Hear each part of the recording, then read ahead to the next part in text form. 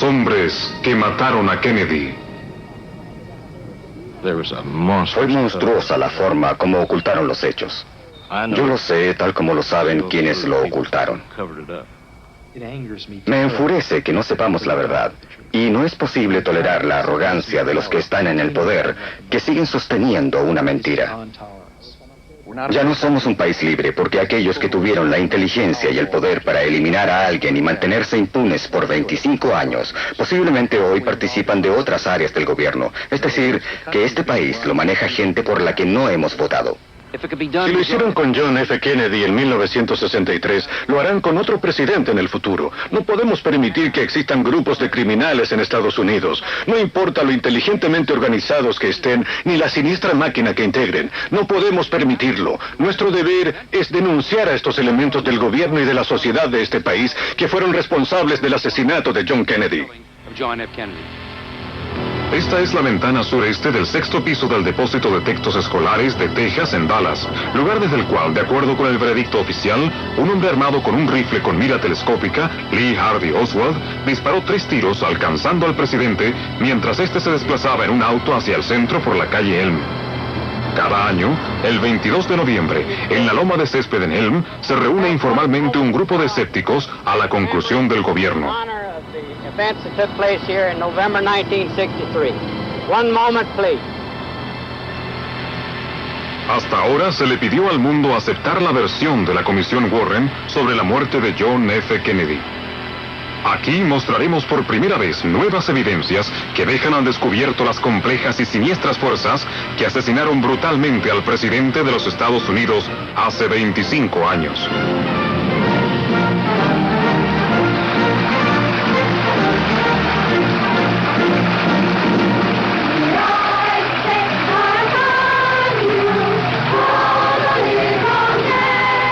El último día del presidente Kennedy comenzó con un desayuno en la Cámara de Comercio de Fort Worth.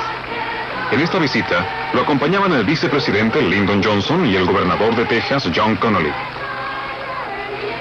El propósito de esta visita en grupo a Texas no fue solo para saludarnos, sino también para reunir fondos tanto para él como para el partido que lo apoyaba. También para impulsar su candidatura, porque ya estaba pensando en las elecciones de 1964. No permitiré que se vaya de aquí sin entregarle alguna protección contra la lluvia.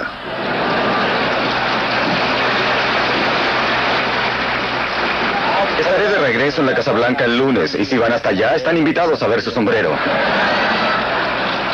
Su segunda actividad ese día era su visita a Dallas después de un vuelo de 6 minutos en un avión de la Fuerza Aérea. Que el Señor los bendiga y los proteja. Que su amor los acompañe y fortalezca su espíritu.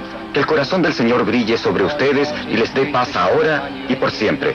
Amén. Esa mañana pasamos de la llovizna y la oscuridad de Fort Worth a los brillantes rayos del sol. Al aterrizar en Love Fields, en Dallas, aquel prometía ser un día absolutamente espectacular para el presidente, para el vicepresidente y para mí como gobernador del estado.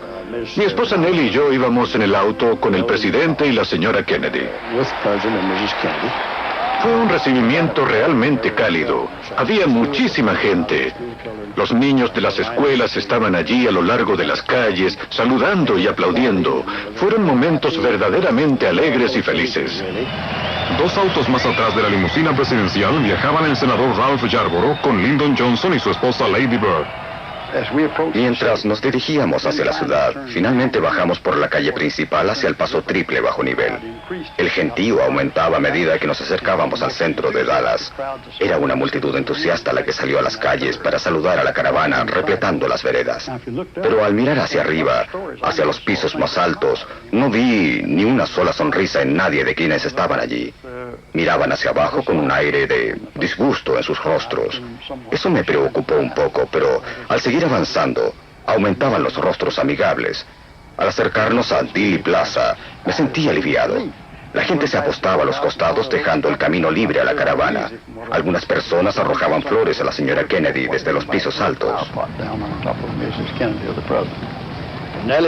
Nellie se volvió hacia el presidente y le dijo: señor presidente, ahora no podrá decir que aquí en Dallas no lo amamos.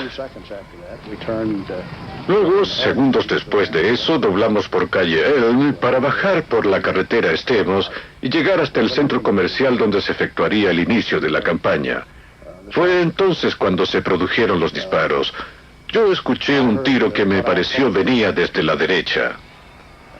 Reaccioné inmediatamente volviéndome para mirar sobre mi hombro derecho, porque desde allí había venido el ruido.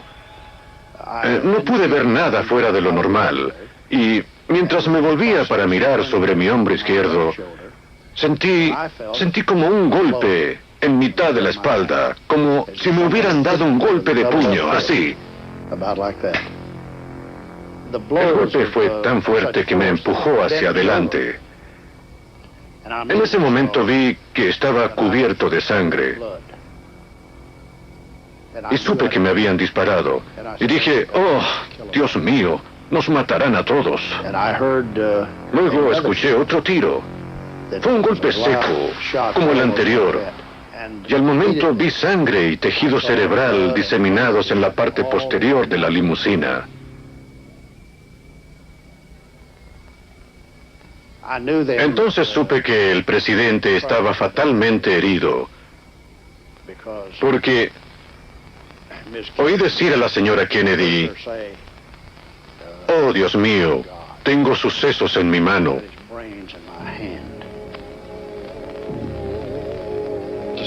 Los agentes del servicio secreto que viajaban delante de nosotros, algo confundidos, miraron alrededor, hacia arriba y luego hacia atrás, y después reaccionaron con cierta lentitud. Mientras esto ocurría y se oía el tiro que venía del otro lado, pude ver el auto del presidente, y allí estaba Hill, uno de los hombres del servicio secreto tratando de proteger a la señora Kennedy. Hill iba recostado sobre la parte de atrás, obligándola a que ella se sentara. Luego su cara tomó una expresión de agonía y daba golpes con la mano como que algo terrible había ocurrido. Entonces me di cuenta que Kennedy había sido baleado. Minutos después llegamos al hospital Parkland. El servicio secreto corrió hasta Johnson y prácticamente lo sacaron del auto y formaron un grupo protegiéndolo. Escuché a uno de ellos decirle, señor presidente. Entonces supe que Kennedy había muerto. Caminé hasta su auto y la señora Kennedy aún estaba en el asiento trasero cubriendo la cabeza de su esposo con la ropa manchada y la sangre corriendo por su pierna. Y la oí decir 2 veces, asesinaron a mi esposo, asesinaron a mi esposo. Fue la visión más trágica de mi vida. Mientras el senador lloraba por su presidente, en el interior del hospital Parkland, los médicos luchaban por resucitarlo en la sala de urgencia 1. Mi peor impresión de toda esa trágica escena fue que su cabeza estaba casi destruida, pero su rostro estaba intacto, pero muy hinchado. Era obvio que tenía contusiones múltiples en su cabeza. Coincidimos en que el presidente estaba muerto. El doctor Clark, jefe de neurocirugía, había llegado en ese momento y fue directo a ver al paciente. Miró la herida y movió la cabeza.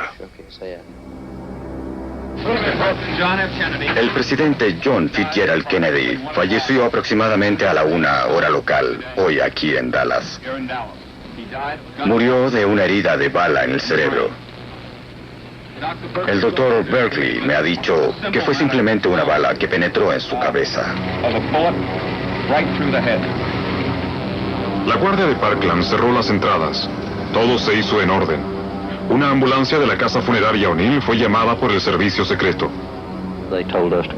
Nos ordenaron entrar a la sala de urgencia y preparar al presidente para su traslado.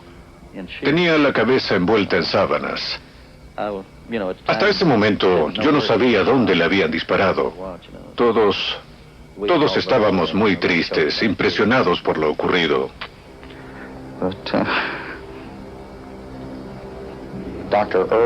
El doctor Earl Rose, que era un patólogo forense de mucha experiencia en autopsias médico-legales, apareció en la sala y dijo que eso era un homicidio. Y según la ley, yo debía practicar la autopsia al presidente Kennedy. En esos momentos trajeron el ataúd y pusieron en él el cuerpo del presidente. Y el servicio secreto le comunicó que si no salía del camino, sería atropellado por el ataúd, porque ellos se iban. Se trataba del presidente de los Estados Unidos y se lo llevarían de vuelta a Washington. Había muchos policías armados. Me sentía confundido, en especial debido a la señora Kennedy, quien no se separaba del ataúd. Yo estaba nervioso, no podía hablar. Fueron momentos aterradores. No podía creerlo, nadie podía.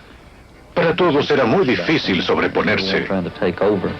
El vicepresidente Johnson ya había salido hacia el aeropuerto. Poco después lo siguió Jackie Kennedy con el cuerpo de su esposo. La guardia de seguridad lo subió por las escaleras del avión de la Fuerza Aérea. Minutos después, Johnson juraba como el nuevo presidente. A solo 3 horas de haber llegado a Dallas, el avión partía a Washington. En la Plaza Billy, en medio del caos reinante luego de los disparos, había confusión acerca del punto de origen de los mismos. Más de 50 testigos oculares afirmaban que había un hombre armado detrás de la loma de césped, pero la policía concentró su atención en el depósito de libros. La policía registró el edificio en 90 segundos.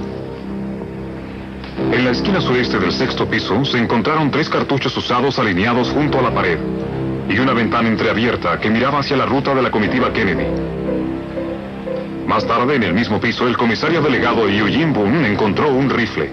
Desde el rincón de atrás de las escaleras no se puede ver hacia esta esquina.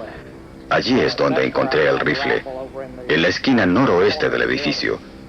Había 2 pilas de libros. La pila del costado de afuera era 2 veces más pequeña, y al acercarme vi que allí estaba el rifle. Era un rifle italiano de la Segunda Guerra Mundial, gastado y oxidado, con una telemira agregada. A pesar de los intensos esfuerzos desplegados durante 3 días, la policía de Dallas y el FBI solo pudieron hallar huellas de Oswald en el rifle después de su muerte. $45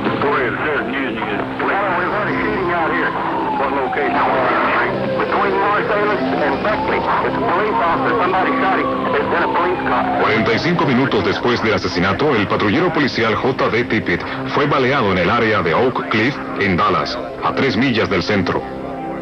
Los carros policiales llegaron raudos al Teatro Texas, a 1 milla del lugar del baleo.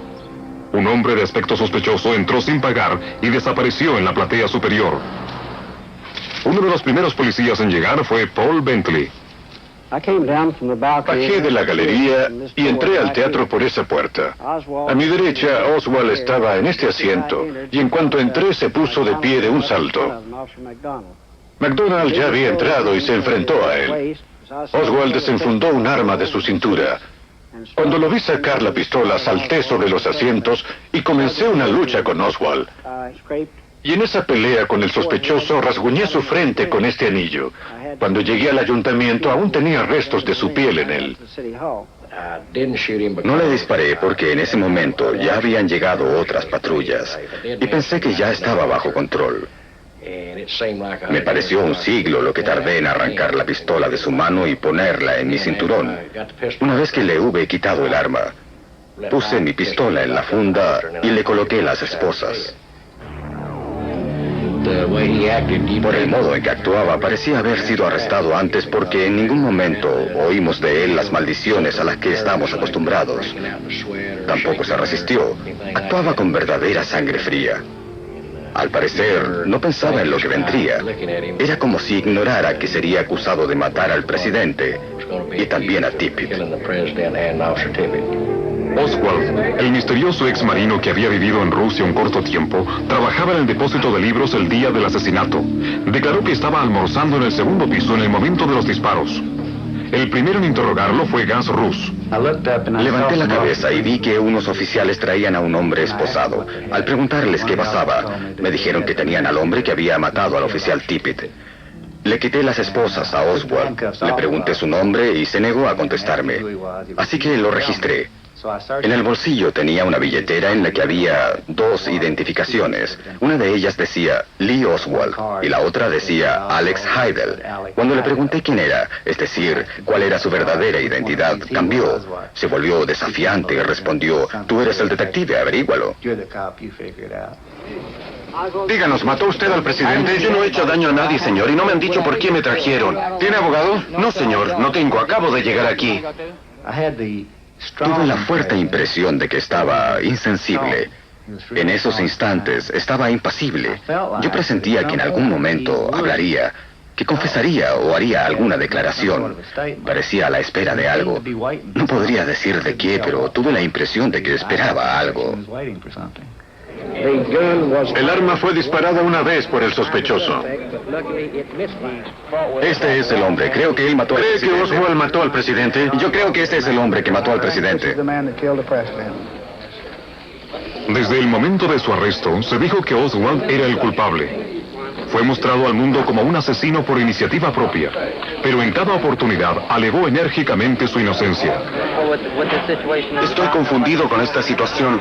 Nadie me ha dicho nada, excepto que estoy acusado de haber matado a un policía. No sé nada más que eso, y pido que alguien venga a darme asistencia legal. ¿Usted mató al presidente? No he sido acusado de eso. La verdad es que nadie me lo ha dicho aún.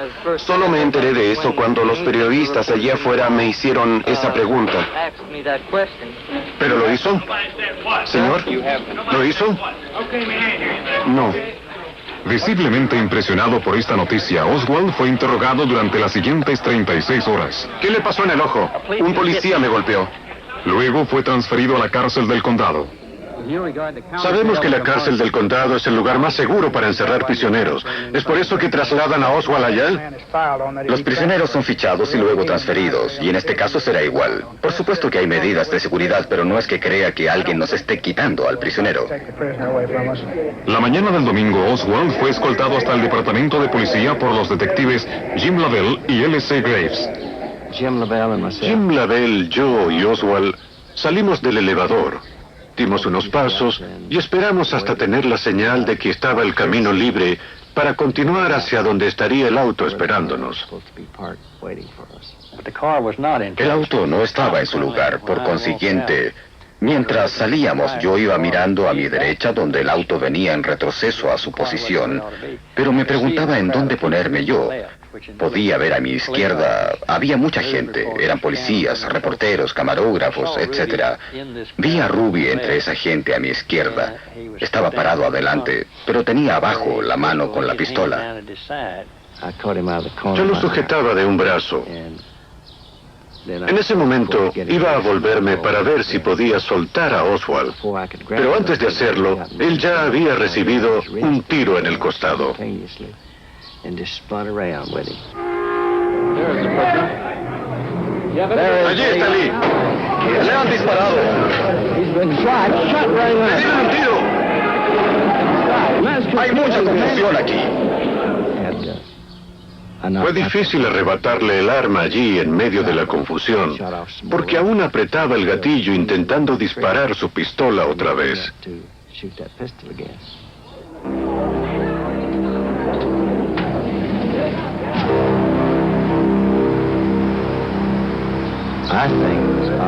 Yo creo que Oswald en verdad murió poco antes de llegar al hospital, porque tenía todos los músculos agarrotados. Eso... y luego se quedó quieto.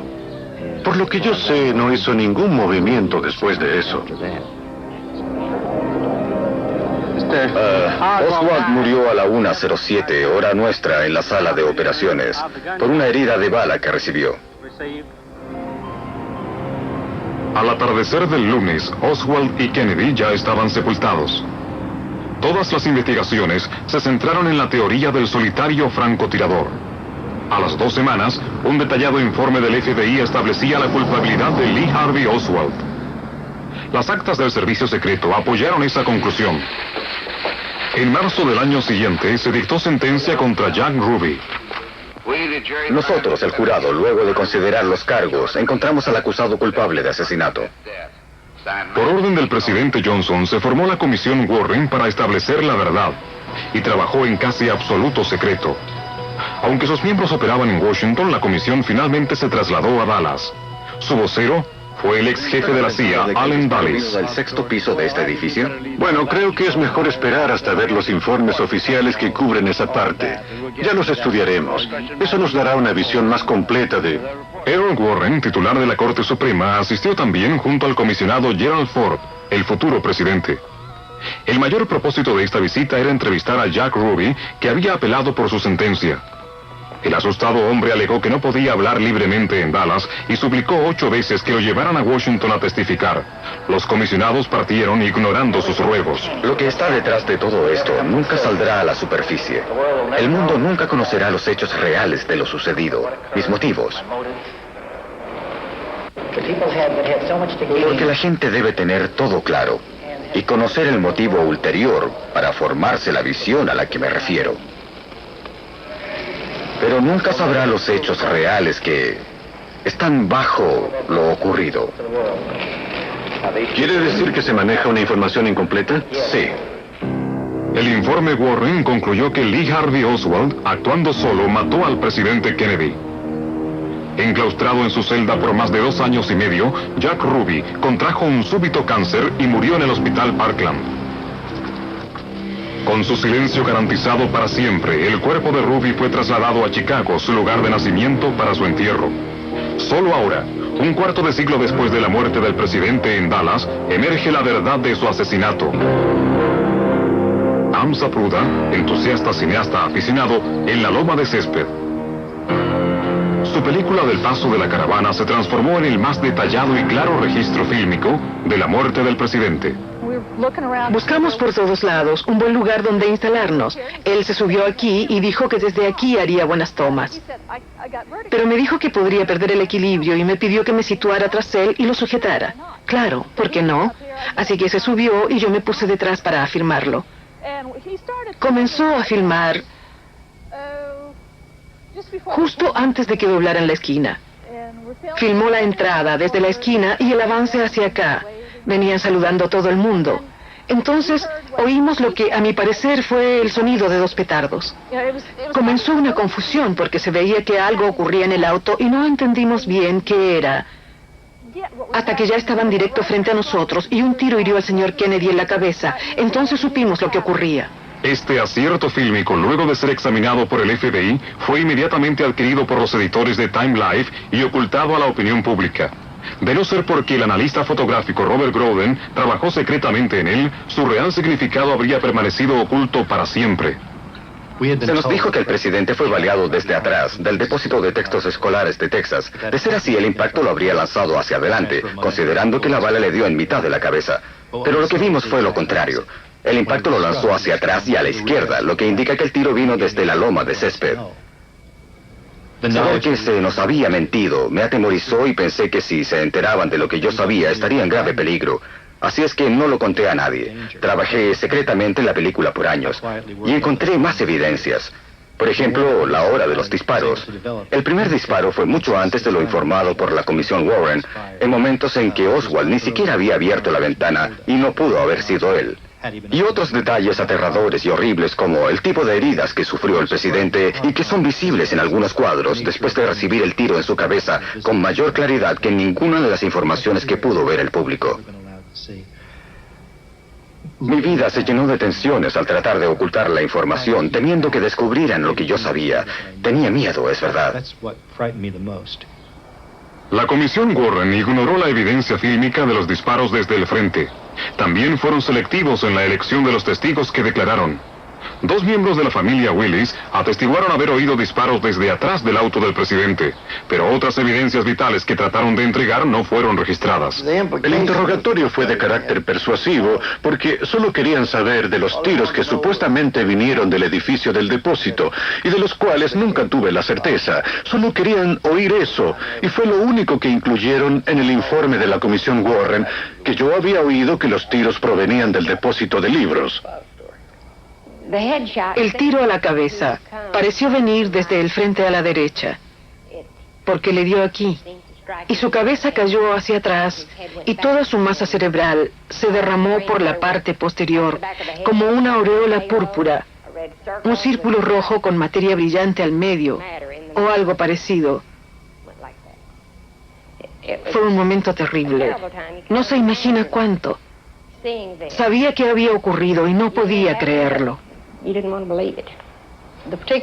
El tiro que hirió al señor Kennedy vino de otra dirección porque su cabeza cayó hacia atrás y no tiene sentido que, al herirlo desde la parte posterior, su rostro quedara intacto. Así es que le debieron disparar desde otra posición, posiblemente desde el frente o el costado. No podría decir desde dónde, pero su cabeza voló hacia atrás.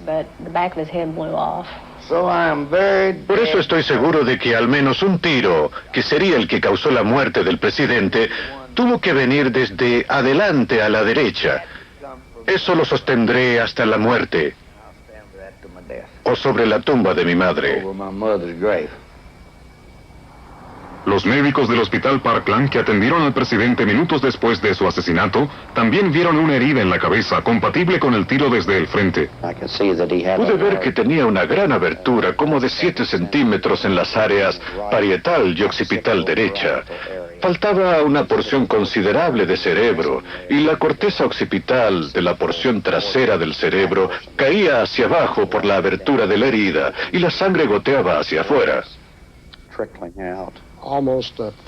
Casi un quinto de la parte superior, así como un cuarto de la parte derecha trasera del cráneo en esta zona, aquí, había sido reventada junto con la mayor parte del tejido cerebral.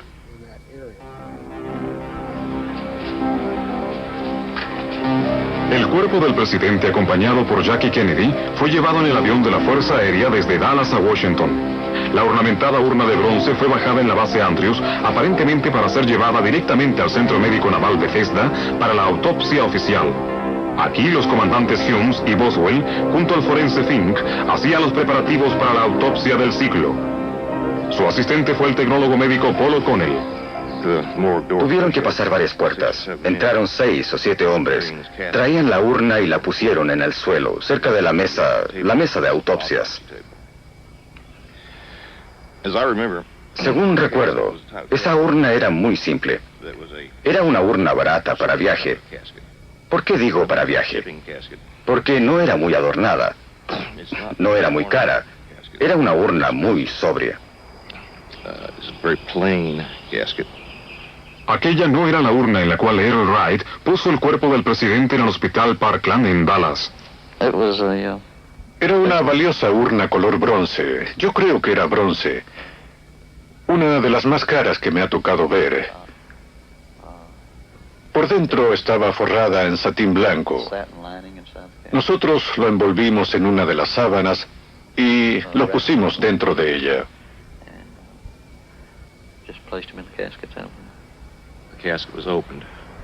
La urna fue abierta y adentro había un cuerpo enfundado en una bolsa de goma, con cremallera completa desde la cabeza hasta los pies. El tipo de bolsa que se usa para los cuerpos rescatados de un desastre. Abrimos la cremallera, adentro había un cuerpo y lo levantamos. Pusimos el cuerpo sobre la mesa. Estaba desnudo, no traía ropa, pero tenía una sábana blanca, una sábana muy blanca que envolvía su cabeza y su rostro. Entre el Hospital Parkland en Dallas y la autopsia en Washington, el cuerpo fue misteriosamente puesto en otra urna y también envuelto de otro modo. A partir de la autopsia ha habido también grandes discrepancias en la descripción de la herida en la cabeza del presidente. Era una herida dentada que comprometía la mitad del lado trasero derecho de la cabeza. Mi impresión inicial es que probablemente fue la salida de la bala, así es que era una herida muy grande. Esto no es lo que muestra la fotografía oficial de la autopsia, escondida del mundo por un cuarto de siglo y mostrada aquí por primera vez. Esta revela la parte posterior de la cabeza intacta. La fotografía de la autopsia muestra una herida, pero está en la área temporal derecha, inclinada hacia el área parietal, que está más atrás, entre ambas. Para mí es inconcebible que todos los testigos que vieron la cabeza del presidente se equivocaran, y específicamente en lo que se refiere a esta herida en particular. Todos la describieron como una explosión en la parte posterior de la cabeza. En la foto de la autopsia solo se ve una pequeña herida de entrada. Es obvio para mí que estas fotografías fueron alteradas. La primera vez que vi las fotos del cuerpo del presidente, me fijé en las heridas. Lo que más me impactó, que llamó en especial mi atención, fue que mostraban un pequeño, limpio y redondo agujero atrás de la cabeza. Bueno, en verdad lo que yo vi fue todo el costado de la cabeza despedazado. No estaba esa parte. No sé cómo apareció toda esa piel, pero esas fotos no corresponden. Ninguna corresponde. En 1964, lo que hizo la Comisión Warren ante esta evidencia fue no verla. La pusieron a su disposición, pero sabían que si la aceptaban, debían estudiarla y publicarla. Por lo tanto, no la consideraron. En 1977 se formó el Comité sobre Asesinatos del Senado. Lo que éste hizo fue aún más imperdonable. El comité, teniendo las fotografías y las preguntas que se formularon al respecto, no permitió a los médicos de Dallas, los testigos más importantes para estas evidencias en particular, ni siquiera darles un vistazo. Y la razón es bastante clara. Si permitía que los mejores testigos oculares declararan que las fotos no coincidían con el estado real de la cabeza del presidente, entonces no solo confirmarían la existencia de una conspiración, sino que tendrían la prueba absoluta de que esta conspiración fue realizada después de los hechos. Los únicos que poseían las fotografías eran del gobierno. Si alguien falseó las fotografías, fue alguien del gobierno, alguien que tenía acceso a ellas. Pero hay más inquietantes indicios de manipulación de la evidencia médica en las horas previas a la autopsia al presidente. Habla el doctor Robert McClelland. Debo señalar que entre el 20 y 25% de todo el cerebro no estaba. Mi trabajo, al realizar las autopsias, consistía en extraer el cerebro. Me impactó cuando retiramos la sábana, y todo lo que dije fue: Dios mío, casi no le quedó masa encefálica. Me sentí impresionado por esto, creo que los demás también, porque sentí una exclamación contenida en toda la habitación. Casi no había cerebro que extraer. En cualquier autopsia con tales heridas de bala, el cerebro se habría seccionado para rastrear el camino del proyectil y se habría examinado cada fragmento de bala. Esto no se hizo. El crítico más enérgico a la manipulación gubernamental de la evidencia médica es el conocido patólogo forense Cyril Webb. Si no se secciona el cerebro, entonces no se puede visualizar su interior. Y esto nunca se realizó. Yo tengo muchas sospechas. Y lo que creo es que pudo ser parte de una siniestra conspiración de encubrimiento post-asesinato. En este caso, a fin de asegurarse de que el cerebro no sería examinado para refutar, o al menos para poder negar, los intentos de otras personas, míos y de otras personas, de probar que hubo un segundo hombre armado que disparó desde la derecha. Porque, tal como sucedieron las cosas, tenemos necesariamente que plantearnos si hubo o no una conspiración. Otro tenaz crítico de la versión oficial ha perseguido la verdad valiéndose del Acta de Libertad de Información. Consiguió valiosa documentación que, según él, prueban un encubrimiento en las altas esferas. Se trata del ex investigador del Senado, Harold Weisberg. Lee Harvey Oswald fue asesinado por Jack Ruby el domingo 24 de noviembre. Nicholas Carson era el procurador general y ministro suplente. Él supo de inmediato que al no haber juicio contra Oswald, no tendrían que mostrar las evidencias en la corte. Entonces tomó su cuaderno y comenzó a escribir una carta para comunicar esto a Lyndon Johnson. Y en esencia decía: debemos convencer al mundo de que Oswald fue el único asesino, que la evidencia es tal que habría sido condenado de haber ido a juicio. Esto fue antes de que reunieran la evidencia, en la mañana del lunes después del asesinato. La policía de Dallas aún estaba reuniendo pruebas y hubo que detenerla. Después de la muerte de Oswald, el FBI se apoderó de toda la evidencia material y mandó la orden al jefe de la policía, Jesse Carey. Me llegó una solicitud. Aquí la tengo. Ella dice: por la presente solicitamos que toda la evidencia obtenida en la investigación del asesinato del presidente por Lee Oswald sea enviada al FBI por correo a Washington. Entregamos toda la evidencia que teníamos al FBI. Esto se realizó siguiendo órdenes directas del jefe del FBI, J. Edgar Hoover. Él tenía los mejores detectives del mundo, debía proteger la vida del presidente y lo asesinaron a plena luz y en el centro de la ciudad. ¿Cómo podría él admitir que no sabía nada y que no podía prevenirlo? Había un solo modo: demostrar que un loco había actuado solo y que nadie podría adivinarlo. Por lo que desde el comienzo J. Edgar Hoover se aferró a la versión de que Oswald, por iniciativa propia, cometió el asesinato. Eso fue lo único que se consideró y esa fue la versión oficial. Cuando uno piensa, cuando trata de comprender por qué el gobierno tuvo que actuar así, uno entiende que tal vez por un par de días no querían que se supiera la verdad porque no sabían lo que iba a ocurrir. La gente estaba asustada, querían mantener la tranquilidad interna. ¿Se estaría preparando un ataque? ¿Sería contra el secretario de Estado? ¿Habría una invasión del extranjero? ¿Era para empezar una revolución? Esa clase de cosas tuvieron que pasar por la mente de las autoridades en Washington. Después de un par de días, seguros de que nada ocurriría, las autoridades mantuvieron la mentira. La mentira fue que Oswald, como francotirador, disparó 3 balas desde la ventana del 6º piso del depósito de libros en menos de 7 segundos.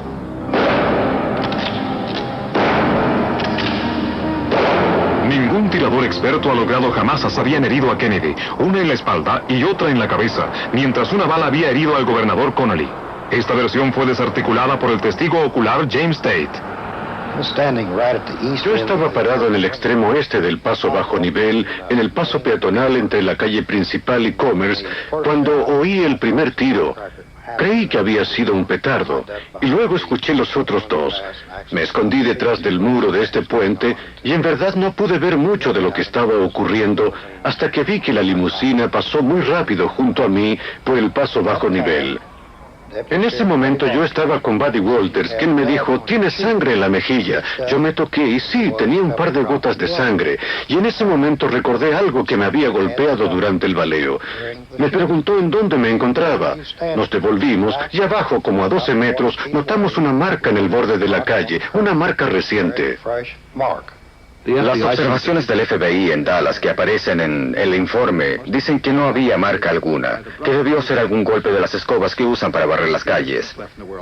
No aceptaron lo de la huella de bala, pero la huella no estaba al nivel de la calle y además en un borde de piedra, así es que, por supuesto, eso no podía ser ignorado, por lo que el comisionado llamó a los del FBI y enviaron a su experto fotográfico que, acompañado de Robert Chamberlain, que era agente en Dallas por el caso del asesinato, tomó fotos en el punto exacto de la marca en cuestión y allí estaba, pero con una pequeña diferencia. En lugar de un agujero se podía ver la diferencia en color y textura, y yo lo sé porque estudié los archivos. En lugar de un agujero, a pesar de haberlo hecho una bala, era como si faltara una astilla, y de color oscuro. Entonces reaccionaron, llevaron el trozo a Washington. Hicieron cosas increíbles como romper el borde de piedra para sacar el trozo y hacer un análisis espectrográfico de lo que antes ignoraron como evidencia.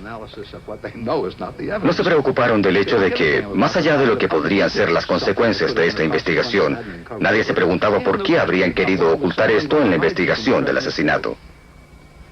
Luego destruyeron la placa espectrográfica, dijeron no saber cómo ocurrió, dijeron que ya no existía. ¿La explicación?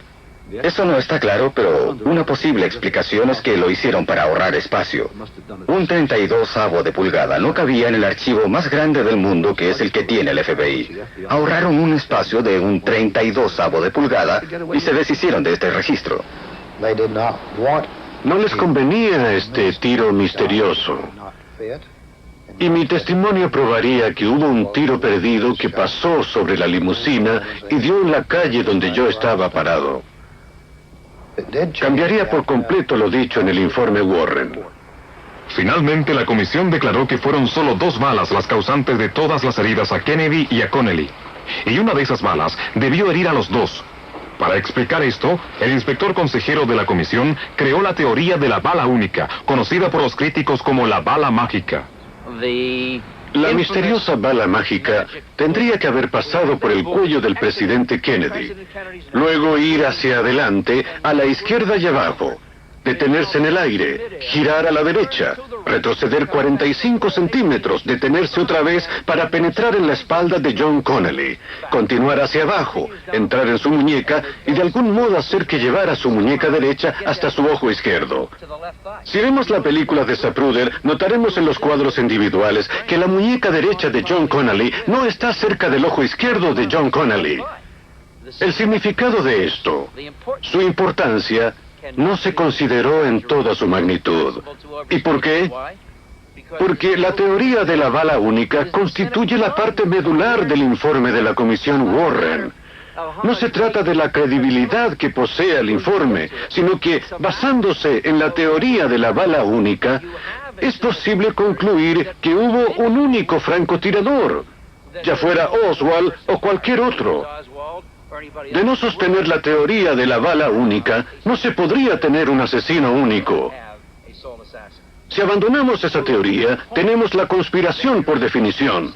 Por eso debían probar que Oswald actuó por iniciativa propia, y por eso también crearon la teoría de la bala única. Yo no tengo ninguna duda de que los 26 volúmenes del informe Warren deberían ser sacados de todas las bibliotecas en que se encuentran ahora en los Estados Unidos y situados en los estantes de ficción, junto a Tom Sawyer, Huckleberry Finn y los viajes de Gulliver. Allí deberían estar. Más allá del mundo de la ficción, en el sector oeste de Chicago está el lugar de origen de un ciudadano notable, Jack Ruby. Conocido a un politraficante de alcohol que en los años 30 vivía del juego, los narcóticos y la prostitución. Su club Carrusel en Dallas era uno de los muchos cabarets de mala muerte. Aquí Ruby solía agasajar a miembros de la policía de Dallas y a criminales del bajo mundo. Como excentricidad, Ruby nadaba cada mañana en esta piscina de su departamento, pero su vida privada era un caos. En los meses previos al asesinato, sus llamados telefónicos desde su club Carrusel y su departamento a figuras muy bien relacionadas del AMPA aumentaron entre 10 y 24. Esto coincidió con el anuncio a fines de abril de que el presidente Kennedy visitaría Dallas. Nos habla Seth Cantor, un famoso periodista que conoció bien a Ruby. En las semanas posteriores al asesinato del presidente, Ruby recibió incontables visitas de miembros del bajo mundo a los que ni siquiera había visto por casi 20 años. En mayo de 1963, Ruby viajó a Nueva Orleans para conseguir algunas nudistas para su club. Y allí trató con Harold Tannenbaum. Pero Nueva Orleans estaba, y aún está, controlada por un hombre muy poderoso de la mafia, Carlos Marcella. Marcella, el blanco principal de los hermanos Kennedy en su guerra contra el crimen, había jurado vengarse de ellos. Tenía intereses en la calle Bourbon, la que Ruby visitó en junio de 1963 con el fin de reclutar carne fresca para su club Carrusel. Yada, esta bailarina, fue contratada por Ruby, pero ¿no sería ella una pantalla para un negocio más serio con el AMPA? Los contactos de Ruby con gente de los clubes nocturnos en Nueva Orleans indicaban que de alguna manera Ruby tenía tratos con asociados de Marcella. Hizo contactos telefónicos y personales con varios matones y pistoleros muy conocidos, quienes trabajaban regularmente para el bajo mundo de Chicago, Miami, Las Vegas, Houston y en Nueva Orleans. La comisión Warren nunca investigó estos nexos con el bajo mundo y no encontró evidencias de una conspiración. Tampoco encontraron ninguna conexión entre Oswald y Ruby. La ex cantante de clubes nocturnos Beverly Oliver rompió su silencio de 25 años al ser entrevistada por primera vez. La verdad es que no habría esperado tanto, pero siempre tuve mucho miedo porque a mucha gente que quiso testificar se le silenció y se le prohibió hablar. Yo no quería entrar en esa estadística, no quería exponerme a que me dieran un balazo en la nuca. Recuerdo una noche en particular, fue unas 2 semanas antes del asesinato. Yo estaba en el club. Había 2 clubes juntos, pero yo trabajaba en el Club Colonia. En cada intermedio de los shows del Club Colonia, yo iba al club de Jack a ver su show. Ellos hacían lo mismo para ver el nuestro. Esa noche fui allá como siempre, y estaba mirando el show cuando vi una chica que trabajaba allí, Yada, que se encontraba en una mesa con Jack Ruby y otro hombre.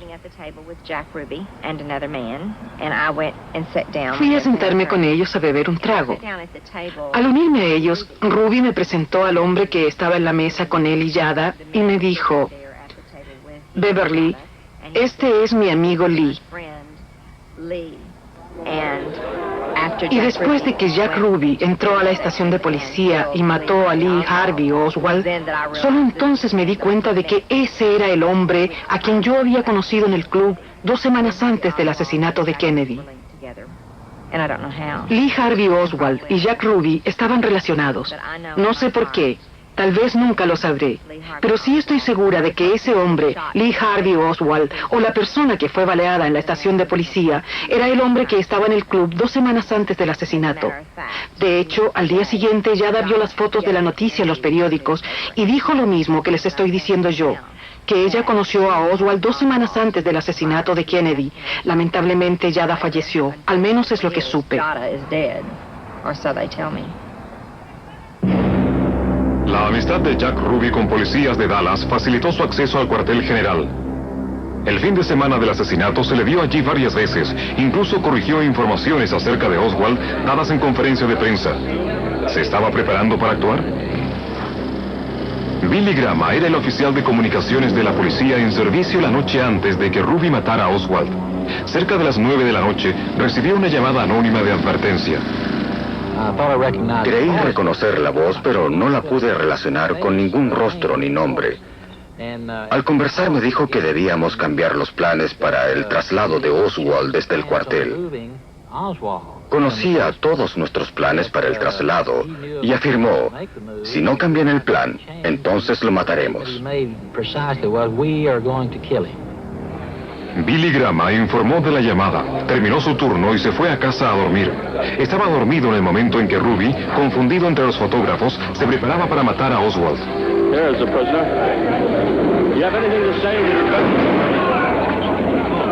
Billy Graham solo se enteró de esto a la mañana siguiente cuando encendió su televisor.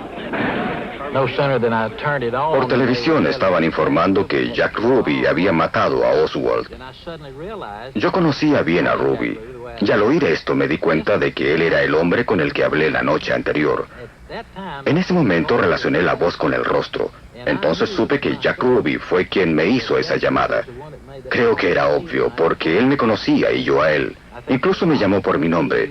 Viendo esto, sabiendo lo que sabía y lo que me había dicho, por todo esto tenía que ser Jack Ruby.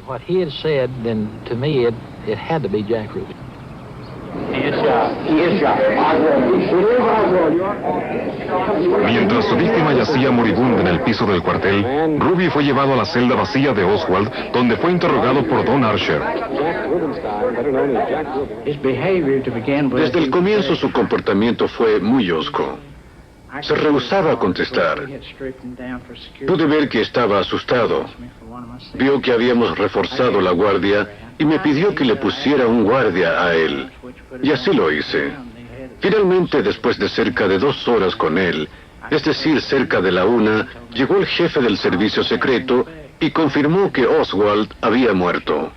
Esto debería haberlo afectado porque significaba la pena de muerte. Pero para mi sorpresa, su reacción fue muy diferente. En lugar de impresionarse, se tranquilizó, dejó de gritar y encendió un cigarrillo con toda calma. Me sorprendió mucho que su reacción fuera tan distinta de lo esperado.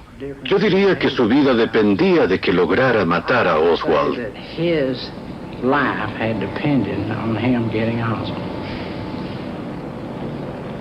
Él afirmó, nosotros vamos a matarlo, lo que hace pensar que esto no fue algo espontáneo, que se le ocurriera en el momento en que observaba a Oswald salir por la puerta. Yo no puedo creer eso. Pienso que ya estaba planeado, que él sería el hombre que lo mataría. Se me ocurrió esta mañana, no pierdan el tiempo, fue un impulso del momento. Una fotografía Polaroid tomada por Mary Ann Moorman hace 25 años proporcionó nueva y sorprendente evidencia de una conspiración. Frente a la loma de césped, tomó una foto del presidente a 1/6 de segundo del disparo fatal.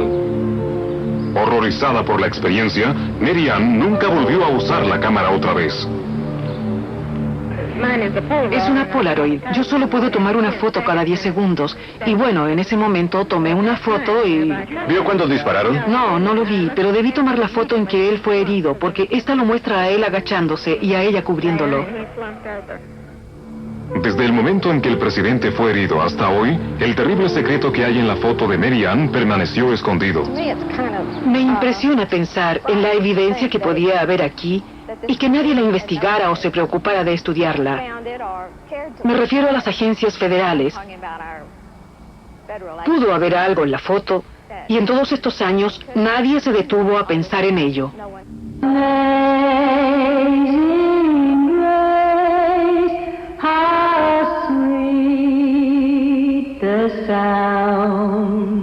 Beverly Oliver, ex cantante de cabaret en el Club Coney, cree que vio al hombre que mató al presidente.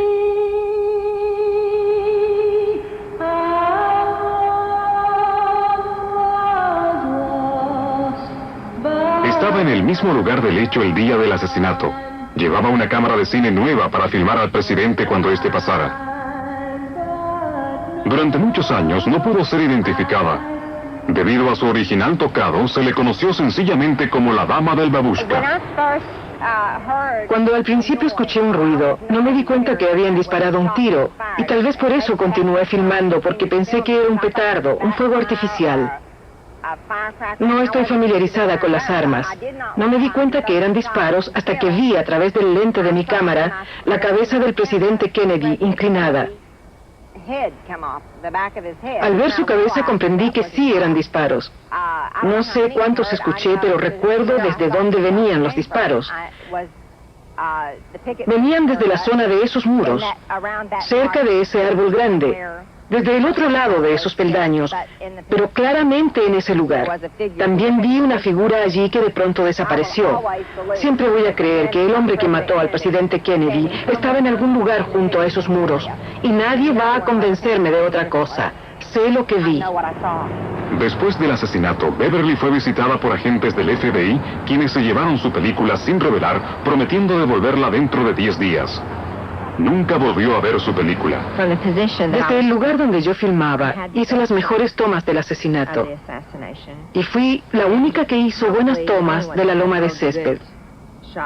Y probablemente habría muchas respuestas a esas preguntas sin respuestas si se encontrara mi película.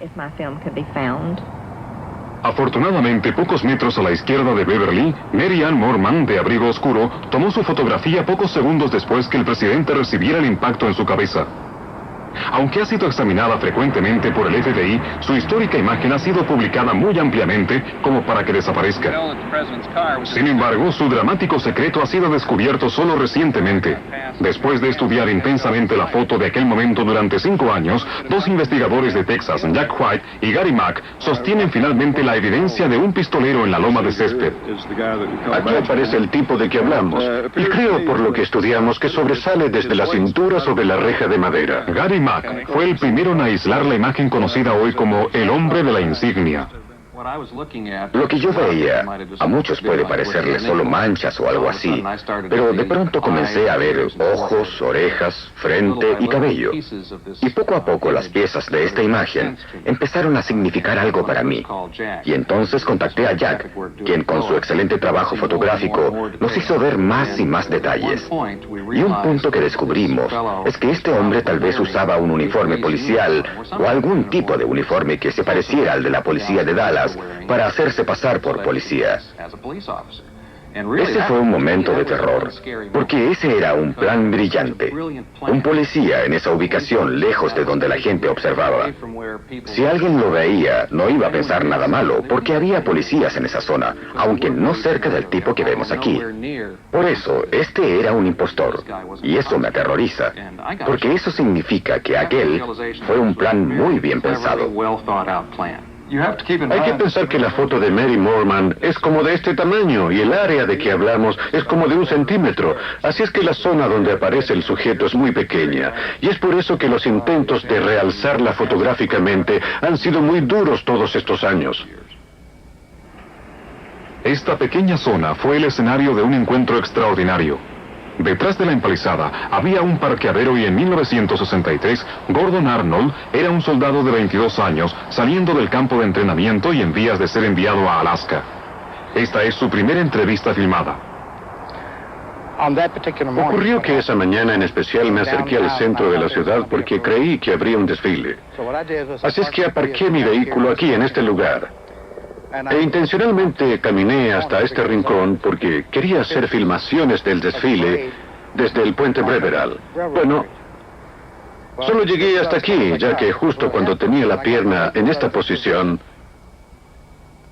un hombre se acercó desde el puente. Se acercó y me dijo que no debía estar allí. Supongo que por entonces yo era algo altanero, porque le dije que él no podía prohibirme ir hasta el puente.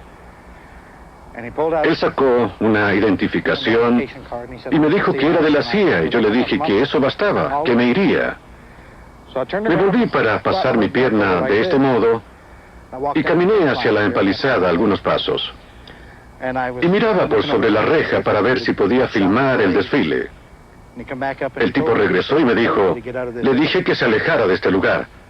Yo le dije, está bien, y caminé por el trecho hasta la reja y me fui por el otro lado. Entonces empecé a prepararme para filmar el desfile. Hice algunas tomas para captar todo lo que pudiera venir por la calle. Pensé que tomaría al presidente de la nación. Hice tomas más o menos en esta dirección. Y cuando llegué a esta posición, un disparo pasó junto a mi oreja izquierda. Tuvo que venir en esa dirección. Entonces me caí. Y me pareció escuchar un segundo disparo que fue hecho sobre mi cabeza.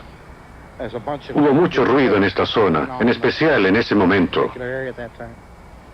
Lo que pasó mientras yo estaba en el suelo es que vino un señor desde esta dirección. Pensé que era un policía, porque tenía un uniforme de oficial de policía. No llevaba gorra y tenía las manos sucias. Eso no me importó mucho entonces, porque al verlo como gritaba y al ver que le temblaba el arma en sus manos, pensé que le daría todo excepto la cámara que era de mi madre. Literalmente lo que él hizo fue patearme y preguntarme si yo había filmado algo. Le dije que sí. Y cuando miré el arma y vi el tamaño que tenía, decidí darle la película enseguida. Se la entregué. Y él se alejó en esa dirección. Y yo en esta dirección. 3 días después yo estaba en Alaska y regresé a los Estados Unidos 1 año y medio después. Pasamos mucho tiempo estudiando la foto y buscando detalles pequeños. Creo que en el fondo recordábamos una historia que había surgido 4 años antes. Un hombre llamado Gordon Arnold decía ser testigo del asesinato y dijo que estuvo junto a la reja. Había un leve destello de algo muy cerca del hombre de la insignia y no sabíamos qué era. Pero lentamente, al surgir los detalles en las fotografías de Jack, nos dimos cuenta que esta imagen era quizá Gordon Arnold. Y fue este tipo el que contó su historia a unos amigos. Alguien la escuchó y luego llegó hasta la prensa. Y Gordon Arnold fue entrevistado y apareció en los periódicos. Y dijo que estuvo allí, en ese mismo lugar, pero nadie le creyó, porque no había fotografías o películas que lo mostraran en esa posición. Pero de pronto la fotografía de Mary Ann Moorman confirma su historia. Y la parte más interesante es que la historia de Gordon Arnold surgió 4 años antes que notáramos la aparición de esta figura en la fotografía de Moorman. Más tarde supimos que Arnold usaba entonces ese gorro del ejército que tenía esta pequeña punta hacia arriba y un medallón a la derecha que decía Ejército de los Estados Unidos, y es lo que vemos en la fotografía. También sabemos que Gordon filmaba la escena con una cámara de cine, y eso es lo que muestra la fotografía, porque vemos el brazo derecho de la persona en esta posición, con su mano hacia la cara, y lo que parece cubrirle la cara es algo quizás como una cámara.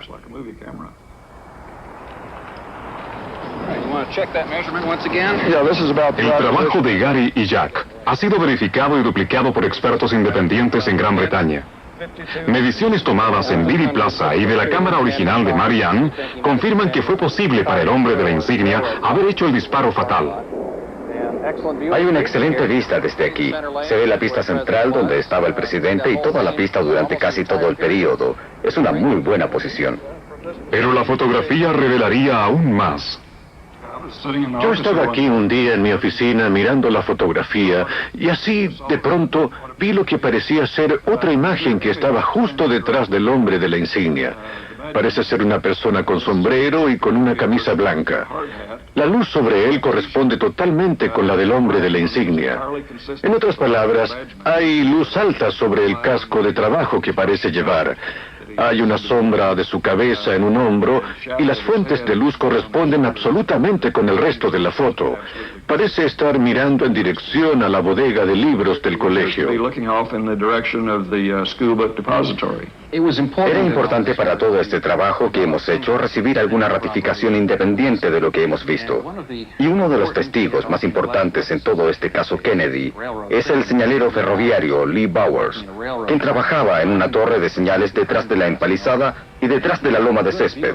Él tenía una buena visión de todo el lugar donde vemos estas figuras. Él testificó ante la Comisión Warren y les dijo que cuando Kennedy apareció en Dealey Plaza, él pudo ver a dos hombres tras la empalizada. Estos hombres estuvieron en la misma posición todo el tiempo, antes, durante y después de los disparos. Lee Bowers murió en un misterioso accidente automovilístico 2 años y medio después del asesinato. Sin embargo, su historia es confirmada por otro testigo ocular, Ed Hoffman, un sordomudo entrevistado ahora por primera vez. Salí temprano del trabajo porque tenía cita con el dentista. Iba por la autopista cuando recordé que el presidente Kennedy estaba de visita en Dallas. Detuve mi auto aquí. Me di cuenta que desde este lugar podría ver pasar a Kennedy muy cerca. Esperé aquí mismo y comencé a mirar hacia el lugar desde donde vendría Kennedy. De pronto vi a dos hombres que parecieron sospechosos allí en el aparcadero. Hace 25 años, estos árboles no impedían la visión. Desde su posición junto a la autopista, Ed Hoffman pudo ver claramente el aparcadero detrás de la loma de césped. Vi a un hombre de pie aquí, con un sombrero negro y un saco azul. Vi una voluta de humo y pensé que era un cigarrillo, pero no lo era. Tenía un arma y se dirigió con ella hacia la línea férrea. Le entregó el arma al segundo hombre. Luego se volvió, se acomodó su saco y su sombrero y se alejó con toda naturalidad.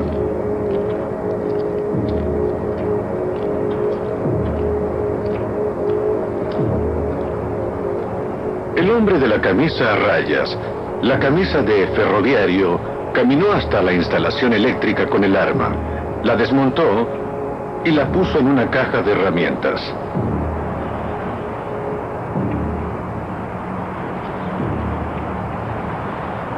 Luego se alejó lentamente en dirección a la vía férrea.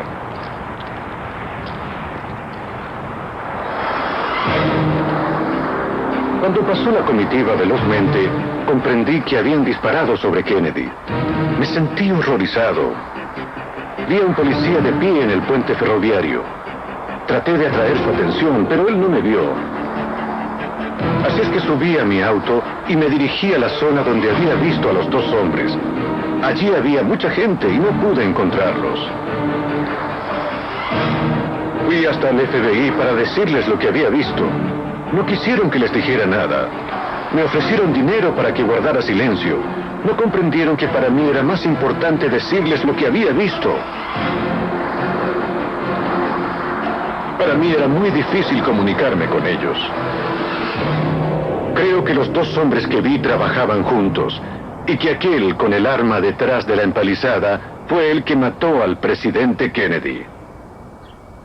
Vean la situación. El FBI comenzó la investigación de inmediato y tuvo más de 50 informes de testigos oculares que decían que al menos uno de los disparos vino de esa zona.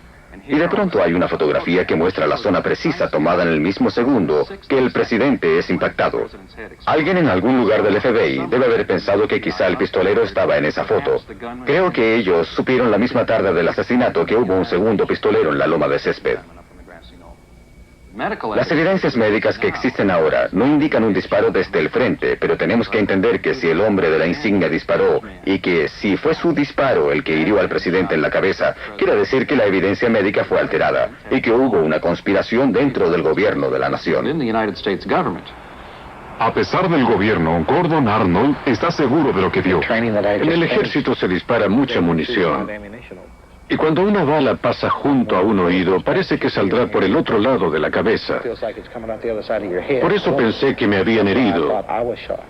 Estoy seguro que estuve allí y que eso ocurrió. Otro testimonio de la presencia de Gordon Arnold en el lugar surge de una fuente sorprendente, el senador Yarborough. Durante el tiroteo, un movimiento atrajo mi vista hacia el lado derecho. Vi un hombre. Este se elevó mucho desde el suelo, como esas jugadas que se ven en el fútbol, y fue contra el muro. Me dije a mí mismo, allí hay un hombre que ha sido muy bien entrenado en el ejército. Si escuchas un disparo, debes cubrirte. Esta versión coloreada de la foto del hombre de la insignia es mostrada por primera vez a Gordon Arnold. Él siempre ha creído que no hay pruebas de su presencia en la loma ese día. Parece un soldado con uniforme de verano, con su gorro de ultramar. Parece que fuese un uniforme. Parece que es...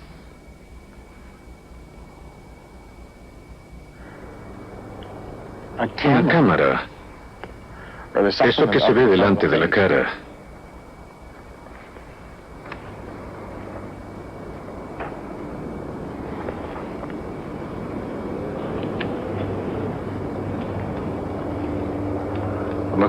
Parece que es una mancha blanca, como de un flash. Este parece un oficial de policía, porque esa sería su insignia. Aquello sería el arma.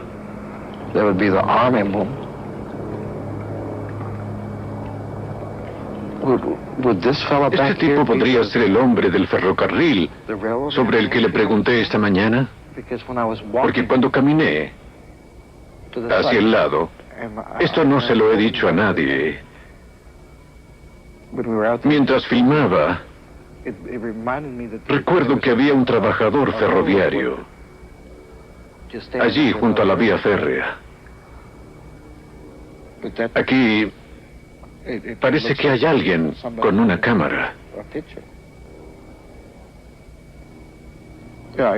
Pensé, ¿por qué había de estar agachado? Hasta que de pronto sentí una explosión y un resplandor. El que hubiera estado de pie sería un loco al quedarse así en lugar de escapar de todo aquel alboroto. Y ese podría ser yo mismo.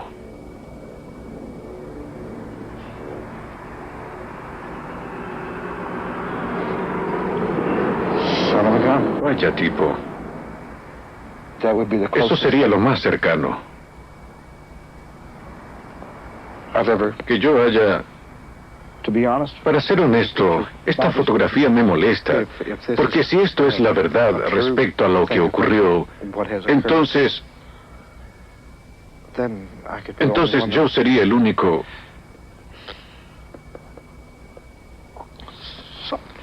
que vio al hombre que mató al presidente. Y para ser honesto, de haber sabido esto,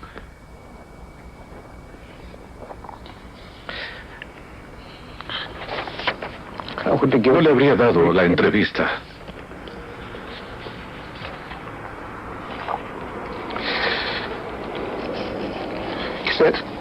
Esto es algo muy doloroso. Si la figura es real, quiere decir que los testigos tenían razón, y los investigadores que han hablado de conspiración durante estos 25 años también tenían razón. La comisión Warren se equivocó. Hubo una conspiración. La pregunta entonces es, ¿quiénes estaban en la conspiración? Y junto con ello, ¿estaba Lee Harvey Oswald en esta conspiración? Una de las cosas buenas que hizo la comisión Warren fue literalmente hacer públicos los últimos días de la vida de Lee Harvey Oswald. Y el problema de la comisión Warren hoy sería, bueno, él no tuvo ocasión de estar con otra gente para planificar algo así. Ahora tenemos que pensar seriamente y tal vez por primera vez si Lee Harvey Oswald disparó algún tiro. La búsqueda del hombre que sí disparó ha dado un dramático paso adelante debido a una dolorosa investigación llena de peligros hecha por un hombre, el escritor Steve Revell. Mi objetivo durante estos últimos 4 años ha sido identificar a la gente que realmente asesinó al presidente de los Estados Unidos, acusarlos y arrestarlos para poder interrogarlos. Porque me parece que la única manera de saber la verdad sobre esta conspiración, identificar a la gente realmente responsable, es a través de ellos. Tenemos 2 testigos que nos han dicho quiénes son y sabemos dónde están. Me parece que es urgente que sean arrestados y que hagamos lo que podamos para saber, a través de ellos, la verdad sobre la historia americana. 4 años. Su primera pista la obtuvo de un traficante en drogas francés encarcelado en los Estados Unidos y de quien se afirmaba tenía información de primera mano sobre el asesinato del presidente. Todo se inició cuando tuve aquella primera entrevista con ese traficante francés en la prisión de Leavenworth. Se llamaba Christian David y había sido integrante de la red francesa para el tráfico de heroína. Luego había participado en la red Corsa de tráfico de drogas en Latinoamérica, conocida como la Conexión Latina. También había sido agente secreto de varios servicios de inteligencia en todo el mundo.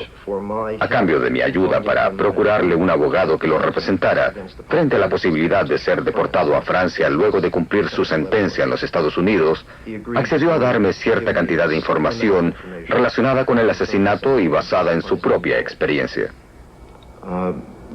Lo primero que me dijo, muy a desgano y solo después de 4 o 5 horas de conversar con él, fue que él sabía que hubo una conspiración para asesinar al presidente y que de hecho, en mayo o junio de 1963, le habían ofrecido en Marsella un contrato para matar al presidente Kennedy. Esa fue la pista inicial, si así podemos llamarla. Posteriormente, fue deportado a Francia. Seguí en contacto con él y viajé a París a entrevistarlo, en 2 prisiones de la capital francesa. Como él temía que podría ser confinado en un asilo para criminales con perturbaciones mentales, o bien condenado por un antiguo cargo de homicidio, gradualmente me fue proporcionando información adicional sobre el asesinato. Él sostenía que hubo 3 asesinos y que todos eran miembros de la mafia Corsa de Marsella y que habían sido contratados para ese fin. A través del jefe de la mafia Corsa en Marsella, un hombre llamado Antoine Guevini. Me dijo que a Guevini le pidieron proporcionar 3 asesinos, muy profesionales y experimentados, para matar al presidente. Y Guevini así lo hizo. Durante una de las primeras conversaciones importantes que sostuve con David al respecto, me contó que él estaba en Marsella en mayo o junio de 1963 y que cada noche iba al club de Antoine Guevini en el viejo puerto de Marsella para encontrarse con gente que le debía dinero. Una noche Guevini lo llamó para que fuera a su oficina, situada en los altos del club. Allí le dijo que tenía un importante contrato y le preguntó a David si estaba interesado. David inquirió a quién había que matar y Guevini dijo, a un político norteamericano. David preguntó si se trataba de un congresista, de un senador, y Guevini respondió, más importante.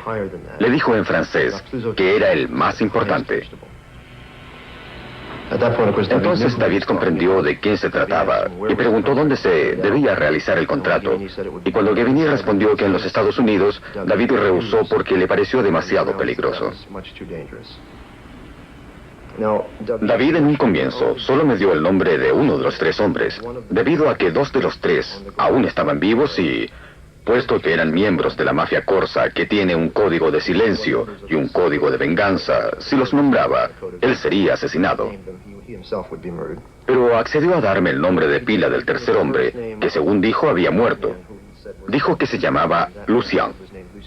Después pasé mucho tiempo en París y en Marsella, tratando de descubrir quién era ese Lucien. Y gracias a los contactos que logré en los medios periodísticos y policiales, pude determinar que Lucien era un traficante de drogas corso y asesino de la década del 60 al 70, conocido como Lucien Sarti. Sarti había sido asesinado en Ciudad de México en 1972. Confronté a David con ese nombre y él en efecto me confirmó que ese era el hombre al que se refería. Sakti era extremadamente temerario, un hombre muy audaz, conocido y despreciado incluso por sus colegas por correr enormes riesgos. Pero ese mismo temperamento lo transformaba en uno de los más exitosos asesinos a sueldo y traficante de drogas de su época. Luego de identificar a Sartí, Christian David, que temía por su vida, rehusó nombrar a los otros dos corzos reclutados para asesinar a Kennedy. Sin embargo, en sucesivas entrevistas, lentamente empezó a revelar cómo se había realizado el contrato acordado en Marsella. En el otoño del 63, los tres asesinos corsos volaron desde Marsella a Ciudad de México, donde pasaron 3 o 4 semanas. Vivieron en casa de un contacto en esa ciudad.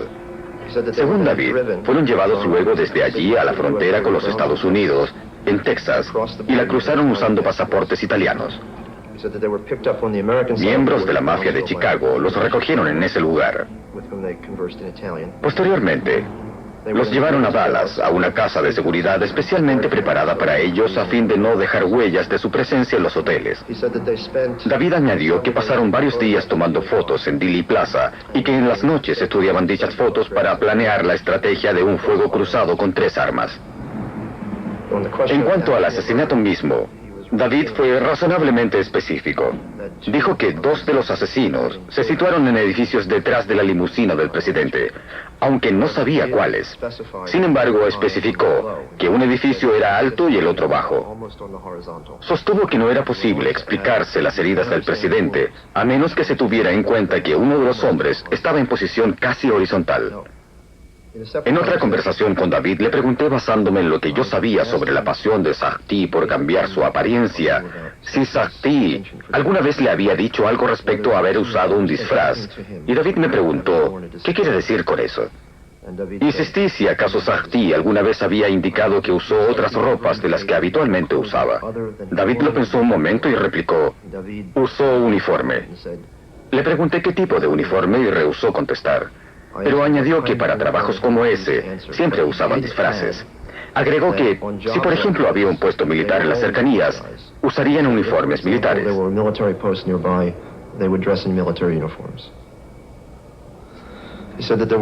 Dijo que hubo 4 disparos. El primero vino desde atrás hiriendo al presidente en la espalda. La segunda bala también fue disparada desde atrás. Y como dice David, le dio a otro hombre que iba en el auto. El tercer disparo vino ahora desde adelante, hiriendo al presidente en la cabeza. El cuarto salió desde atrás y falló sin darle al auto. Por lo tanto, hubo 3 armas y 4 disparos. 3 dieron en el blanco y 1 falló. Él también agregó que en un momento 2 de los disparos se efectuaron simultáneamente.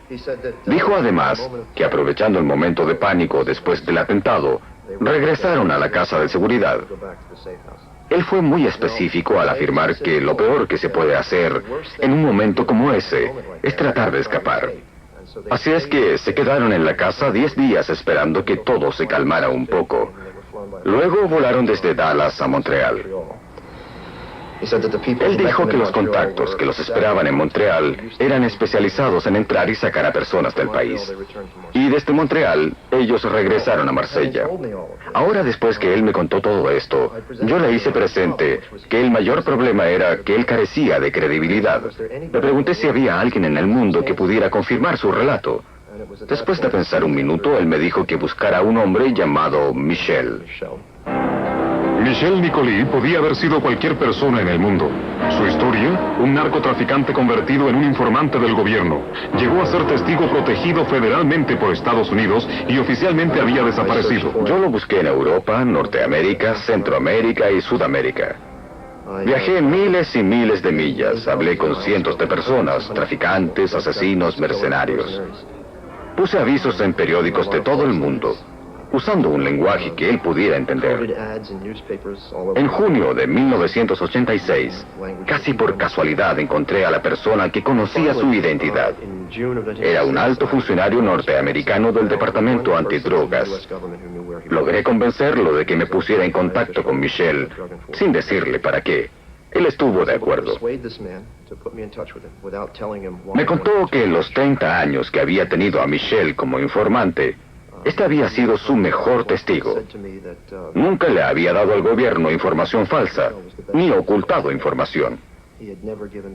Otro oficial del Departamento Antidrogas con quien conversé en Marsella y también conoció a Michel como testigo dijo, sus palabras eran siempre como dinamita. ¿Ha tenido contacto con Christian David últimamente? No, no he tenido. ¿Por cuánto tiempo? Desde que estuvimos en Brasil juntos. Lo divisé en la prisión, pero solo de pasada, no tuvimos contacto. ¿Cuánto tiempo ha pasado desde que usted tuvo algún contacto con él? En 1972 regresamos de Brasil juntos. Lo conocí en la prisión. Más bien lo vi en la corte. Solo lo divisé, es todo. Desde entonces no lo he visto. Durante 3 conversaciones posteriores, Michel, entre otras cosas, confirmó que Lucien Sarty fue uno de los 3 asesinos. Confirmó todos los detalles que David me había dado, excepto 2, por no conocerlos específicamente. Me dijo también que se había enterado de todos los detalles a través de la misma fuente y al mismo tiempo que David lo había hecho.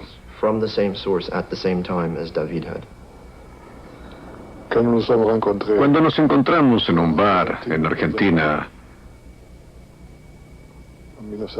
en 1966 creo, Christian David estaba presente. Había 4, 5 o 6 de nosotros, no recuerdo exactamente. ¿Quiénes estaban ahí? Christian David, Sarty, Borgagnoni y de la fotografía Pironti. Las piezas del puzzle se completaban. Steve sabía ahora de los labios de Michel Nicolí el nombre de los otros 2 asesinos, Roger Borgagnoni y Silver Pironti. Faltaba confirmarlo ahora con su primer informante, David, que se encontraba aguardando un juicio en una prisión de París. Regresé donde David. Le di los 3 nombres y él me los confirmó. Borgagnoni y Pironti eran gángsters habituales de Marsella, involucrados en el juego, prostitución, al igual que la mayoría de los gángsters corsos. Ambos se convirtieron en asesinos contratados. Borgagnoni está ahora dentro de la Organización Colombiana de Drogas. Pironti se involucraba solo periódicamente en el narcotráfico, como una manera de financiar su vicio por el juego, donde perdía grandes sumas, que luego las reponía con sus ganancias en el narcotráfico. Pironti acaba de salir de prisión, y hasta donde yo sé, él es ahora un hombre libre en Marsella. ¿Diría usted que su grupo latinoamericano sabía que Sarty, Borgagnoni y Pironti eran los asesinos del presidente? Sí, así es. Cuando le mostré a David una foto aérea de la Plaza Dili, él me dijo, indíqueme dónde está el puente del ferrocarril. Le mostré el puente situado sobre la calle Elm y me dijo que era ahí donde Sarty quería estar, pero en la mañana del asesinato, el puente estaba custodiado. Esto lo obligó a moverse hacia la pequeña loma con reja de madera. Él tomó posición detrás de la reja desde donde disparó el primer tiro, y David especificó que se utilizó una bala explosiva, y agregó que fue solo Sarty quien usó ese tipo de munición, un detalle que no quiso explicarme antes y que no comprendí hasta que le formulé la pregunta a Michel. Este dijo que efectivamente Sarty usó una bala explosiva. Sí, fue Lucien Sarty. Yo también las llevo, pero no las he usado. ¿Cuál es la ventaja de usar balas de ese tipo? Bueno, hacen un agujero muy grande en el cuerpo. No dejan trazos, marcas, nada.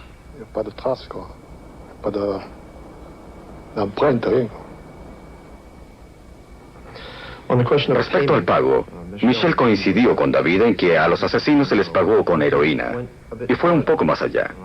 En mi primera conversación con Michel, este indicó que, aunque en ese momento no lo sabía, fue él quien convirtió la heroína en dinero para los asesinos. Agregó que, en un comienzo, los tres hombres aparecieron en su departamento en Buenos Aires en los meses siguientes al asesinato, con una apreciable cantidad de heroína. Él se sorprendió porque no estaba enterado de que estos traficaran heroína, pero dada su reputación de no formular preguntas embarazosas, estuvo de acuerdo y convirtió la heroína en dinero. Dijo también que en esa época, Sarti y Borgognoni se quedaron en Sudamérica dedicados al tráfico de drogas, pero Pionti regresó a Marsella y, por lo que él sabía, no estaba activamente dedicado al tráfico de drogas en esa época. Cuando Sarti y Borgognoni hablaban al respecto, o cuando solo lo hacía Sarti, ¿dieron algún indicio sobre quién estaba tras el contrato de asesinato?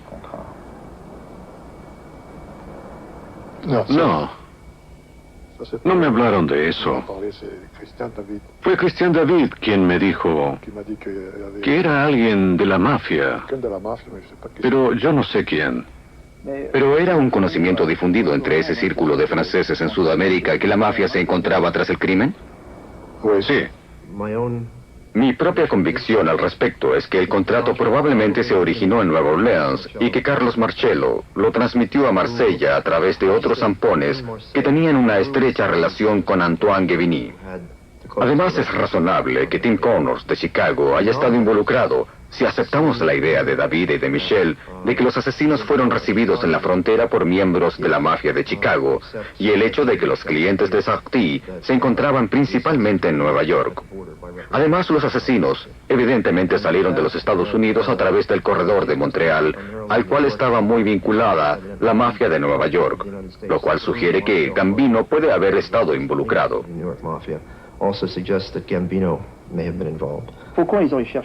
Según usted, ¿por qué habrán ido tan lejos a fin de encontrar asesinos para un trabajo así? En mi opinión, para eliminar todo rastro, para engañar al gobierno. Sí, es más difícil encontrar a los asesinos si estos son extranjeros. Al menos así lo creo.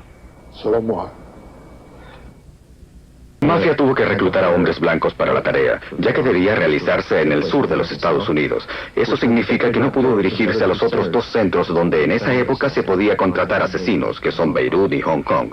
En segundo lugar, la mafia necesitaba asesinos expertos y avesados. Y en tercer lugar, requería de asesinos que, de ser capturados, no pudieran ser directamente vinculados a la mafia norteamericana y que además no fueran conocidos por la policía de los Estados Unidos. En cuarto lugar, se podía contar con que si estos asesinos eran atrapados, no hablarían. Además, dado el código corso de silencio y venganza, estos mafiosos eran incluso más confiables que los propios sicilianos. Cuando alguien tiene un contrato para matar a otro, no importa la persona. Solo tienes que matarla, eso es todo. Y según de quién se trate, te pagan más. Pero en este caso, se trataba nada menos que del presidente de los Estados Unidos. Si lo hicieron, es porque no se detenían ante nada. Hubo personas como David que se negaron a hacerlo, pero hubo otros que no se negaron. ¿Pero Sarti habría sido capaz de hacerlo? Sí. Es un asesino y es capaz de cualquier cosa. Para él no contaban los sentimientos. Me era imposible seguir adelante solo. Llevaba 3 años trabajando por mi cuenta y era evidente que había llegado a un punto en que precisaba alguna ayuda oficial. Por eso decidí confiarle lo que sabía al alto funcionario del departamento antidrogas que me había contactado con Michel. Basándose en lo que Michel había dicho y en sus propias averiguaciones, el funcionario decidió que el asunto debía ser manejado en forma oficial. El primer paso consistió en ir juntos a entrevistar a Michelle, y para mi enorme alivio, Michelle repitió la misma versión que ya me había dado. Para entonces, yo había logrado despertar algún interés oficial con mis investigaciones por parte del gobierno. El funcionario del Departamento Antidrogas consideró que era necesario alertar al FBI sobre lo que habíamos averiguado, ya que el caso se encontraba aún bajo la jurisdicción del FBI.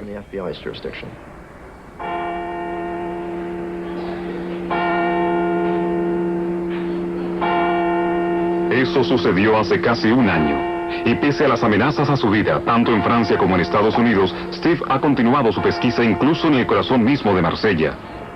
Pero las autoridades en Washington no han ido al mismo ritmo que Steve y sus incansables esfuerzos.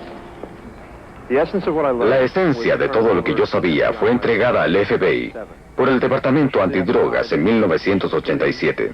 El FBI posteriormente entrevistó en forma oficial a Michel Nicolí y señaló estar convencido por las declaraciones de este. Supuse entonces que, dada la veracidad de estos testimonios, el gobierno procedería a la acusación y arresto de las personas involucradas que viven aquí en Marsella. Hasta este momento, por lo que sé, nada de esto ha sucedido. Posteriormente me enteré por David y otras fuentes que el hombre a cargo de la logística y organización de este complot fue otro gángster muy importante de Marsella. Su nombre, Jean-Paul Mondaloni. Él fue durante muchos años el vínculo entre la organización Corsa, sus cuarteles generales aquí en el puerto, y la mafia norteamericana. En especial fue el vínculo con Santos Traficanti. Establecieron esa relación en La Habana cuando Mondaloni regentó los casinos corsos allí y se mantuvo después que Fidel Castro expulsó a los corsos y se vieron obligados a desplazarse a Montreal y establecer allí su avanzada del contrabando. Mondaloni habría sido la persona ideal para organizar y llevar a cabo este complot.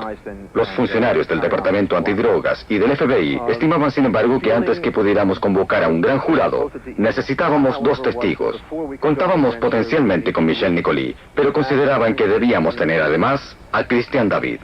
Sin embargo, este había rehusado enérgicamente testificar en el caso hasta ser puesto en libertad. Obviamente temía por su vida. Todo esto muy frustrante e intolerable, porque los hombres que asesinaron al presidente de los Estados Unidos han sido identificados por testigos que incluso el gobierno considera confiables. Ellos viven muy cerca de donde yo estoy ahora. Gilbert Peronti, por ejemplo, viene todas las tardes a un bar cerca del parque. Y el otro, Roger Borgagnoni, tiene un departamento aquí a pocas cuadras. El Departamento Antidrogas y el FBI saben dónde encontrar a estos hombres. Se ofrecen enormes recompensas por su arresto debido al tráfico de drogas, y sin embargo, no se ha iniciado ninguna acción en su contra. Al cumplirse 25 años del asesinato, el misterio todavía no se resuelve. Aunque hay personas a quienes se podría arrestar, nada se ha hecho al respecto.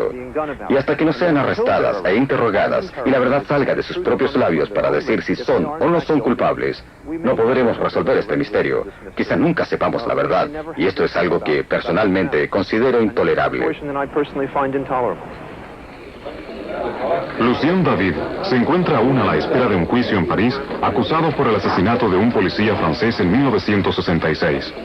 Él se declara inocente y su abogado Henri Jarnet confía en la palabra de su cliente y en el profundo conocimiento del mundo del AMPA. David es un hombre serio y las autoridades norteamericanas lo saben. Él ha permanecido mucho tiempo en prisión durante su vida. Sin embargo, ha hecho cosas y ha demostrado ser una persona bastante seria. David siempre fue muy reacio a entregar cualquier detalle acerca del asesinato de Kennedy, incluso a su propio abogado. Él me dijo, sí, sé algunas cosas. Y yo le pedí que me las contara. Me respondió que no. Hablaré cuando esté libre. Y agregó, puedo, si usted quiere, escribirle lo que yo sé. Y le dije, bien, está bien.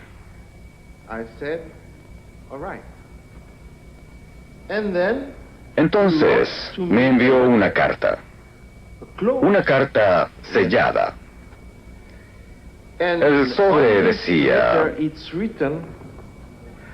Cette lettre doit être gardée en dépôt par mon avocat jusqu'à ce que j'aie retrouvé ma liberté. Elle ne peut pas être ouverte sans mon autorisation. That letter esta carta must be debe ser guardada por mi abogado hasta que yo obtenga mi libertad. It's impossible to Y no podrá ser abierta sin mi autorización. There is two signatures. Está firmada 2 veces. Christian David. Christian David. I think Creo there que en is este sobre hay detalles importantes para encontrar a los asesinos. important to find murderers. Because I think Pienso que los asesinos there were fueron más de uno. and not only one murderer. Esto es lo que pienso que contiene este sobre. That's what I think about that. Con las nuevas evidencias surgidas de estas investigaciones, se pueden resolver algunos de los muchos misterios que rodean el asesinato del presidente. Por ejemplo, la manipulación de la evidencia médica para esconder los devastadores efectos de las balas Dum Dum disparadas de frente por Lucien Sarty. El uso de un proyectil tan específico y su trayectoria hubiera sido detectado inmediatamente por una autopsia normal, como lo explica el doctor Cyril Wett. Una bala de fragmentación es aquella que al impactar estalla prácticamente debido al impacto. Hay quienes la llaman proyectil explosivo o dum-dum, pero no son exactamente lo mismo. Creo que la denominación correcta es bala de fragmentación. Si ese tipo de bala ha sido disparada de frente, por supuesto se habría dispersado en decenas, en cientos de fragmentos, quedando prácticamente pulverizada. Había muchos fragmentos pequeños de metal que nunca fueron analizados mediante activación neutrónica. Y a menos que esto se haga, nunca sabremos con seguridad si todos los fragmentos provenían de una misma bala o de varias. Esa es la importancia del examen de la masa encefálica. Así se podría establecer si hubo un segundo pistolero que hubiera usado una bala de fragmentación disparando desde el lado derecho. Estoy convencido de que Oswald no tuvo nada que ver en el asesinato y que fue cuidadosamente elegido para asumir la culpabilidad. Basado en mis investigaciones, creo que las principales personas involucradas en el complot tenían vínculos en una u otra forma con los servicios de inteligencia norteamericanos. Traficanti y Giancana habían estado conspirando con la CIA para asesinar a Fidel Castro. Antoine Guevigny tenía relaciones con la CIA desde 1943. Por lo que he sabido, Sarty y Borgognoni colaboraron también con la CIA en aspectos relacionados con el tráfico de narcóticos en Corea.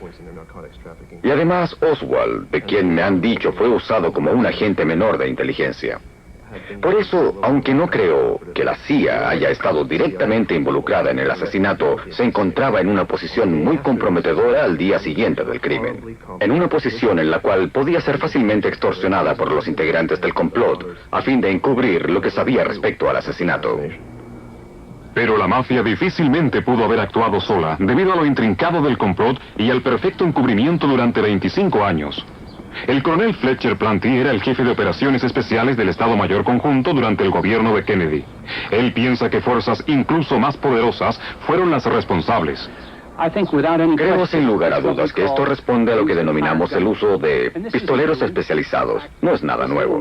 De hecho, en este manual titulado El Manual de Asesinatos para América Latina, aparece un párrafo que, refiriéndose a Latinoamérica, dice: si es posible, hay que contratar criminales profesionales para realizar trabajos específicos. La palabra trabajos aparece entre comillas, porque eso significa asesinatos. Y si este manual para Latinoamérica publicado en los últimos años, y que es un manual de gobierno, dice eso, no hay duda que la misma técnica se aplicó en la época de Kennedy. Esto además lo sé por experiencia propia. Yo participé en esas cosas en el pasado. Por eso, estoy convencido de que cualquier persona que esté en el poder y que posea el dinero suficiente puede contratar a este tipo de criminales. Pero más importante es que tenga el poder suficiente para organizar el posterior encubrimiento. Una cosa es matar a alguien y otra encubrir el hecho, o contratar a alguien para hacerlo. Eso es más difícil. Por eso usan el informe de la Comisión Warren para encubrir a sus asesinos a sueldo. Pero, ¿quién pudo contratar a los asesinos y quién tuvo el poder de lograr que el informe de la Comisión Warren ocultara toda la historia? Por lo visto, se trata de altas esferas del poder. No necesariamente se trata del gobierno o de una corporación o institución. Al parecer sería una mezcla de los dos. De otra forma, ¿cómo se logró que una persona como el presidente de la Corte Suprema y la policía de Dallas participaran en el encubrimiento?